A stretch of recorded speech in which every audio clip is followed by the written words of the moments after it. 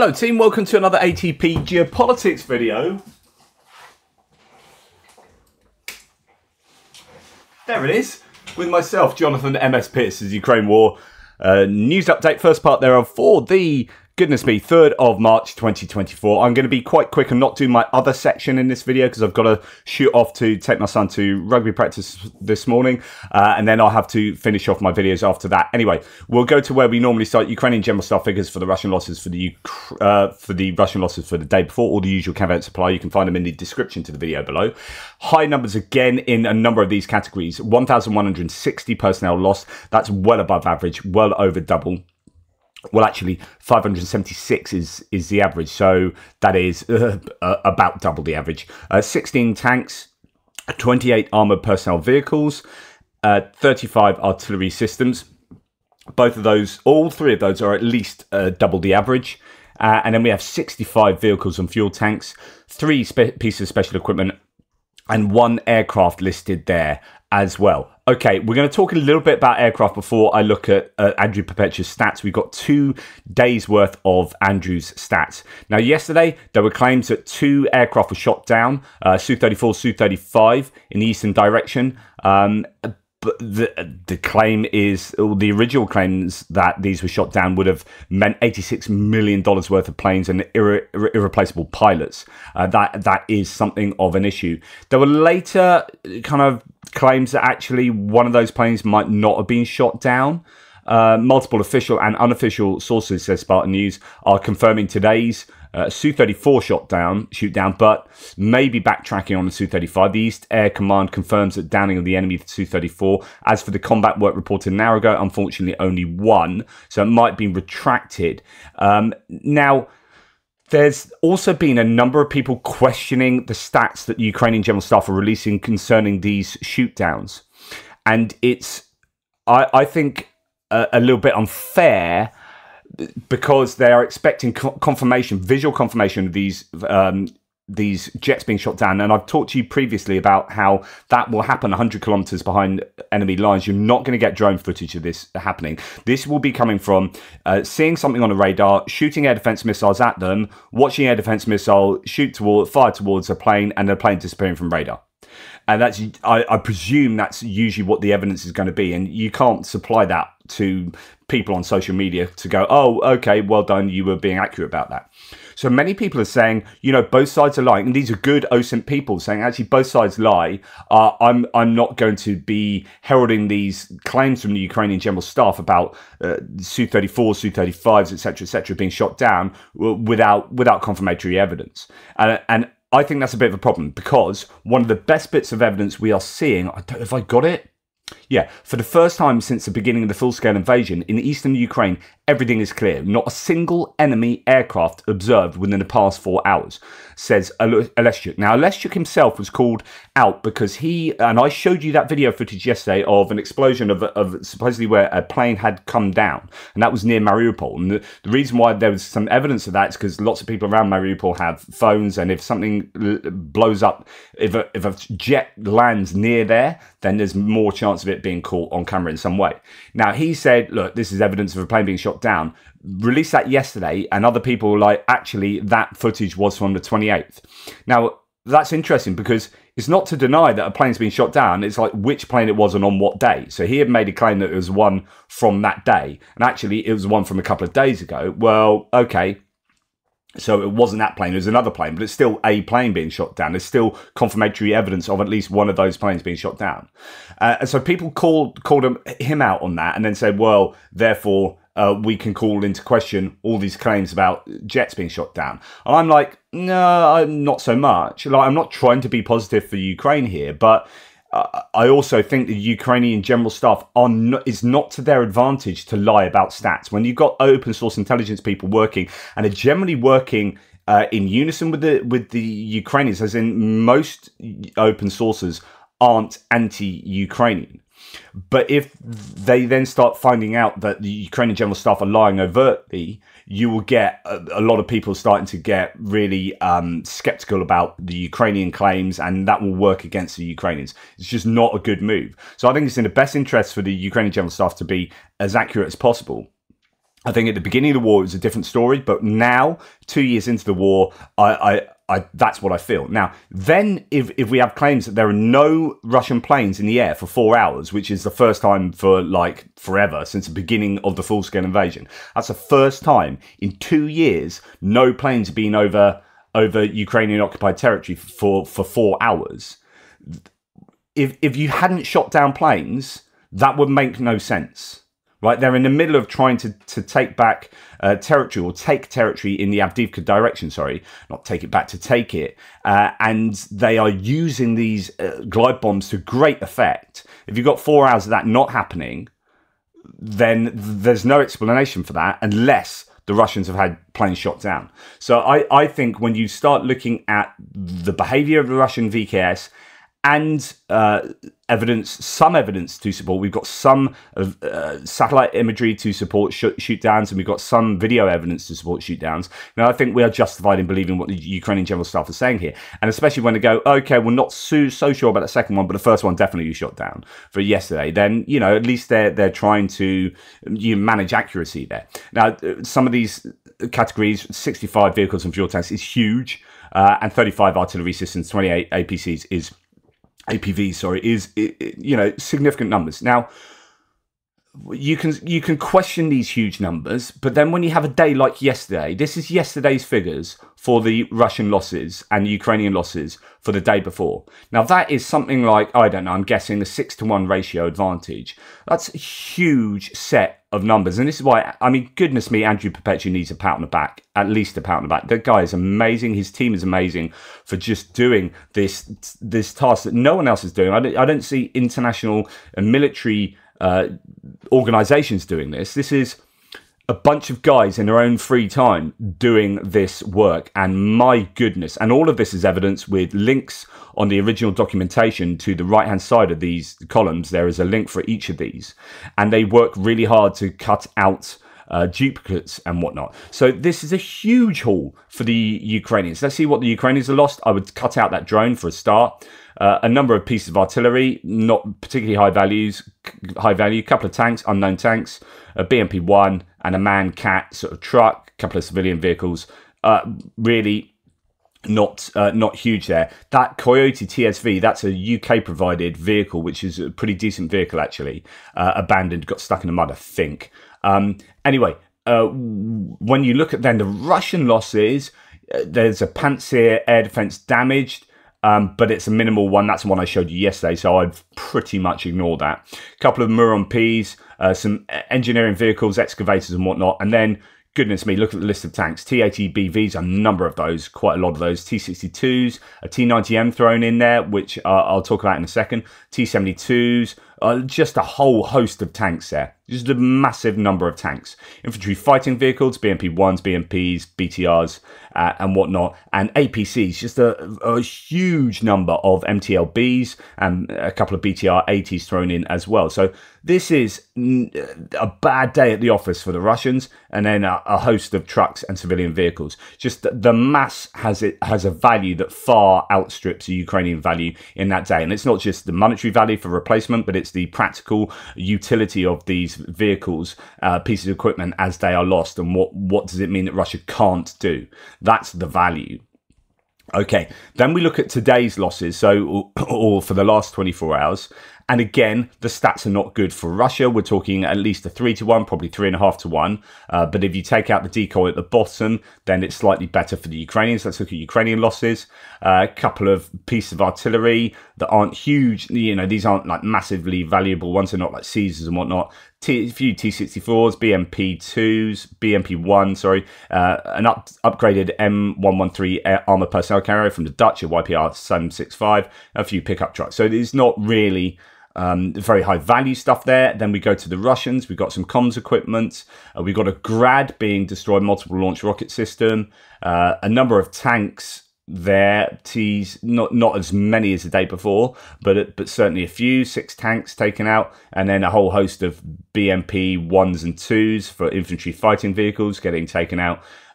some APCs, and some trucks and civilian vehicles. So again, that mass has a value that far outstrips the Ukrainian numbers there. It's just really, really significant losses for the Russians the last couple of days. They have been hammered around Avdiivka, around Novomikhailivka, I believe. They are making ground, and they are causing, you know, a lot of consternation for the Ukrainians. They are, you know, west of Avdiivka. They've, I think, taken Orlivka now. They've taken Tonyenka. The Ukrainians are losing ground. They are losing troops and equipment themselves, but just not at the levels that the Russians are. The Russians are, the Ukrainians are exacting a huge cost on the Russians for doing what the Russians are doing. And the question is obviously going to be, is this worth it for the Russians going forward? Now, I talked to you previously in the last couple of weeks about some HIMARS strikes on troop accumulations for the Russians in a number of different places. One was in Olenivka in Donetsk region. That was 155th Separate Marine Brigade. Command held an awarding of servicemen, so that was where 19 were killed and 12 were injured, it appears now. In those dead were some officers as well that were fairly high up. So we got a lieutenant colonel, deputy brigade commander, a major, and a captain, and that's of an elite group as well. So that's a real loss for the Russians there. And then in another one of those HIMARS strikes, which was at Trudivska, which is near Volnovakha down in the south, near, basically, if you know where Vuhledar is, it's kind of just sort of south east of there. Another HIMARS strike on a training ground that took out some 60 odd troops as well. And there was another high ranking official there, commander of the 36th Separate Guards Motor Rifle Brigade, confirmed as killed. So those strikes were not just about taking out those troops, but taking out some of the military hierarchy as well. Really significant hits, and that will hurt the Russians, especially since they were, particularly the one up in Olenivka, was an elite, well, on paper, an elite unit, or an elite, brigade. So, okay. Then we have news that Russians have successfully struck another decoy, a Nazan's radar unit. Actually, it's the claim that they captured it, not that they particularly struck it, although there's shrapnel mark on it. Now, what's interesting about this is the shrapnel mark really shows that the Russians captured a Ukrainian AN/MPQ-64 Sentinel radar, but actually it's made of wood. In other words, this is actually a decoy. And I don't know, there are claims that the Russians have put this out there, so look what we've got, and actually just the most cursory of looks over that shows you that it's a decoy. And so two options here. One, Russia are claiming that this is a radar when it's just a decoy. Or there is another option that the decoy has got a threat inside, and sometimes I believe that the Ukrainians, maybe the Russians as well, put radar emitters inside their decoys that then give it a radar signature that then mean that it works to. So that's still cheaper. If you build something out of wood and then put like a fairly cheap radar emitter in it, then it's as it says here, low-cost, simple transmitter that outputs a similar waveform to the radar. And the idea is to fool the Russians into attacking that. What you want to do is bait them to send expensive missiles and do a lot of work and intelligence around, you know, finding out that this thing is there, and then you hit it with missiles and it's made of plywood. So, you know, either way, this is a great bit of kit for the Ukrainians. It certainly seems to have attracted some attention. There is some shrapnel mark on it. It has been captured. For what use it might be to the Russians, I'm not 100% sure. Right, then there's a lot of footage coming out of stuff getting blown up, as per normal. Near Novomikhailivka, 4 infantry fighting vehicles and a tank reached a state of demilitarization while trying to attack the position of the Ukrainian armed forces. The Russians are losing a lot of kit at the places where they are taking ground. Again, it's this idea that everything they are taking, every success the Russians are having, is coming at a huge cost to them. And I know I spoke to Greg, and Greg's all down about the situation of the Ukrainian forces on the ground, because it's freaking tough for these guys. They're running out of everything. They are fighting like heroes. They are dying in numbers that are not cool. They're getting injured in numbers that are not cool, obviously. From a micro level, like, those Ukrainians are suffering big time and it's looking bad. From a macro level, you're thinking, right, okay, the Russians are being hammered in doing these big attacks. And how long can they keep that up? You know, these figures are not looking good for the Russians. So, it's not good for either side. What is the ratio looking like in the bigger picture? And then when you have 2 days like this, you're thinking, okay, so as bad as it is for the Ukrainians, my goodness, it's worse for the Russians. And that's what I've been talking about a lot recently. And I'm not trying to be the good cop, bad cop with Greg. I mean, Greg's got far greater knowledge of what's going on the front lines than I ever will. But it's just like there are two different magnifications you can look at the war at. And I think it's important to get both get both senses, right? So the Russians, an example here of their losses, here's a T-90. One of those was listed on, I say one of those because there's another one coming up, on one of the lists there. So destruction of the Russian T-90M, this is their best tank.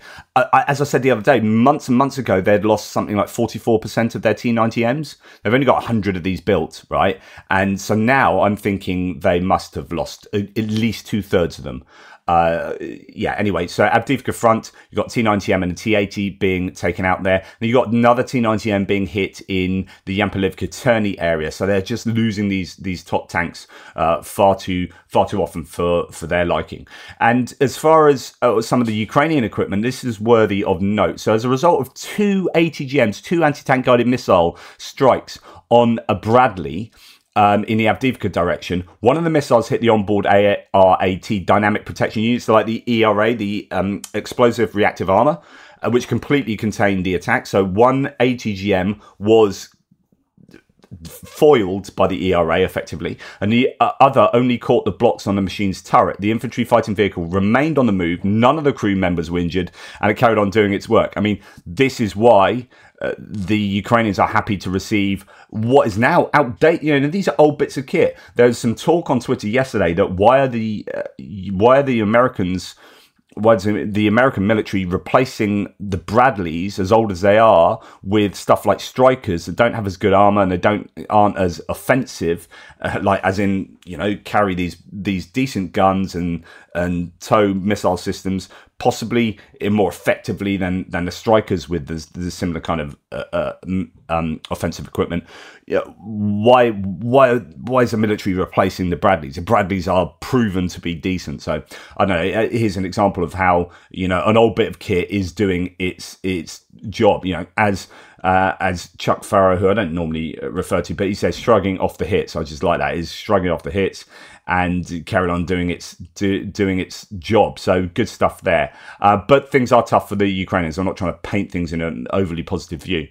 Okay, moving on to strikes here. Somewhere earlier, it was alarming in St. Petersburg that they reported drones attacking the port of Bronka. There were 2 powerful explosions, and the carpet plan has been introduced at Pulkovo Airport. The carpet plan is where they just stop all civil aviation activity from working. All the airports are closed down, and they go into like a shutdown mode. That's a carpet plan.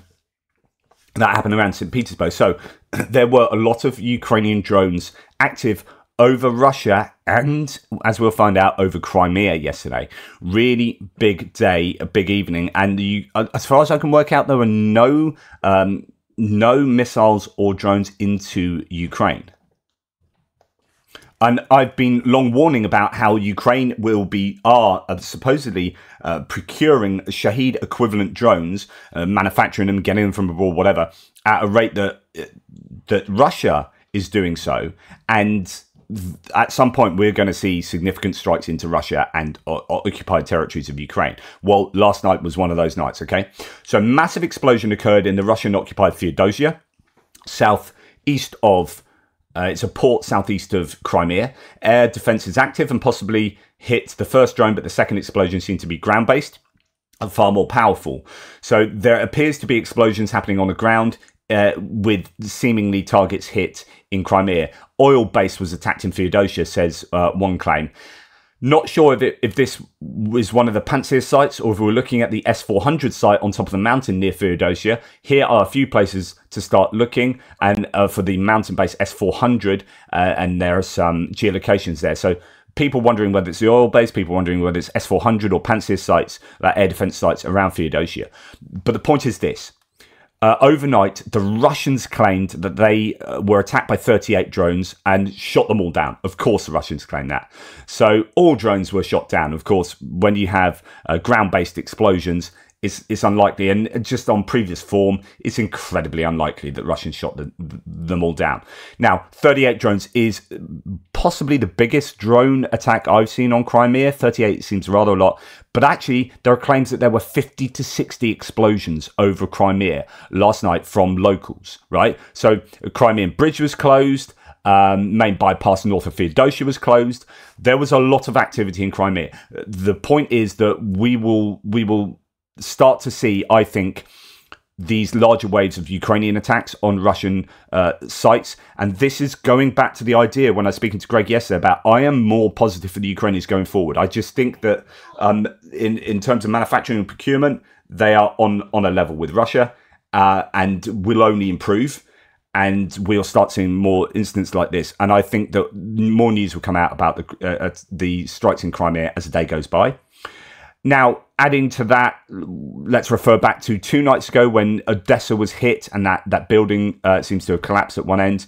Now, although it says here 9 have died, actually it's now 10, including 3-year-old and a 4-month-old child or children. It's absolutely sad. This, a mother and her child, these 2 people no longer exist. And it's really sad. I just wanted to give you the human. These are the people. These 2 people are now dead. I just wanted to give you the human cost of war, just to remind you of that. This is her at the maternity ward. That's that baby. I think the baby has died. And this is her coming out of maternity unit, meeting her other child just the other day, and now these. I don't know if both of her children, but certainly one of them, her and one of her children, no longer exist. And that's the human cost of this war. So, yeah, war sucks. Russia sucks. Kremlin sucks. Putin sucks. A lot. People die, and they don't need to. Anyway, I really must go now. Take care. I'll speak to you soon. I'll get my videos done later. Toodle pips.